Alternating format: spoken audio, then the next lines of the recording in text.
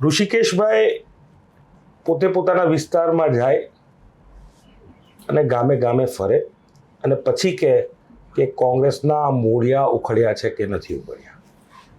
Congress પક્ષનું DNA ભારતનું DNA છે. જ્યાં સુધી ભારત હયાત હશે, જ્યાં સુધી ઇન્ડિયા હયાત હશે, જ્યાં સુધી હિન્દુસ્તાન હયાત હશે, ત્યાં સુધી કોંગ્રેસ હયાત રહેવાની છે.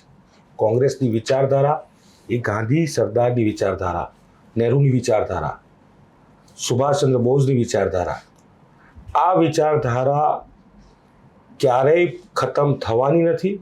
અને જો ઋષિકેશભાઈ એવું વિચારતા હોય કે ગાંધીની વિચારધારાના મૂળિયા ઉખડી જાય, સરદાર સાહેબની વિચારધારાના મૂળિયા ઉખડી જાય, સુભાષચંદ્ર બોઝની વિચારધારાના મૂળિયા ઉખડી જાય, તો એ ખાંડ થઈ રહ્યા છે.